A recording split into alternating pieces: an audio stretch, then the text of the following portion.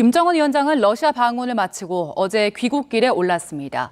8박 9일 일정에 러시아 체류만 5박 6일로 김 위원장의 외국 방문 중 가장 긴 일정이었는데요. 김 위원장은 러시아 어디를 둘러봤을까요? 13일 보스토치니 우주기지에서 푸틴 대통령과 4년 5개월 만에 정상회담을 한 뒤에 15일에는 러시아 콤소몰스크 나아무레로 이동했습니다.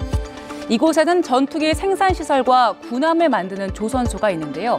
그중 유리 가가린 전투기 공장을 방문해서 러시아 주력 전투기와 민간 항공기 생산 공정을 살펴봤습니다. 이튿날에는 연해주 아르톰으로 이동했습니다. 이날도 많은 일정을 소화했는데 하나씩 살펴보죠. 먼저 오전에는 크네비치 비행장에 갔습니다. 세르게이 쇼이구 러시아 국방부 장관과 함께 최신 극초음속 미사일 시스템 킨자를 탑재한 미그 31과 핵무기 탑재가 가능한 장거리 전략폭격기 3대를 관찰했습니다. 그리고 오후에는 태평양 함대 사령부에서 대잠 호위함에 탑승했는데요. 김 위원장은 최근 해군력 육성을 강조해왔죠. 낙후한 북한의 해군의 현대화를 위한 행보란 분석이 나옵니다. 군사 관련 일정만 있던 건 아닙니다. 저녁에는 마린스키 극장에서 잠자는 숲속의 미녀 발레 공연을 봤는데요. 러시아 매체 보도에 따르면 김 위원장이 이 공연을 보고 싶다고 밝힌 걸로 보입니다. 연해주 측과 발레단의 북한 공연도 논의한 걸로 알려졌습니다. 러시아 방문 마지막 날에는 농업과 관광 그리고 문화 관련 협력 논의에 집중했습니다. 먼저 극동대학교를 방문해서 러시아에서 유학을 하고 있는 북한 학생들과 만났는데요. 4년 전 김정은 위원장과 푸틴 대통령이 처음으로 만난 곳이기도 하죠. 또 군사 박람회장도 둘러봤는데 여기서는 자폭 드론과 정찰 드론 그리고 방탄조끼를 선물 받은 걸로 알려졌습니다.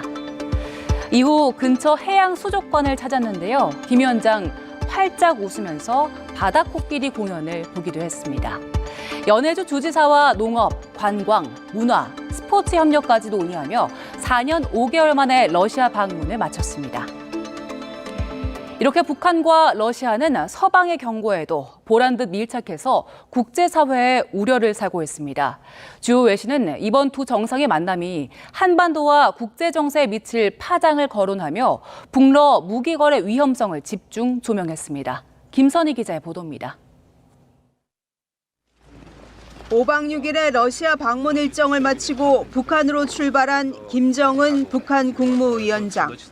북러 정상회담 결과는 발표되지 않았고 공개된 협정도 없지만 두 나라의 군사적 밀착 움직임은 여러 의혹을 낳고 있습니다.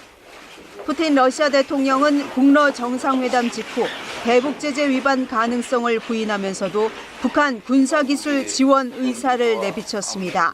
Нам, конечно, нужно поговорить по вопросам экономического взаимодействия, по вопросам гуманитарного характера.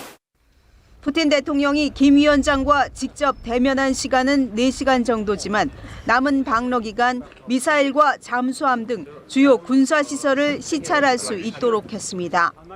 러시아가 무기고를 북한산 탄약으로 채우고 그 대가로 첨단 군사기술 정보를 제공하는 위험한 거래가 오갔을 의심이 드는 대목입니다.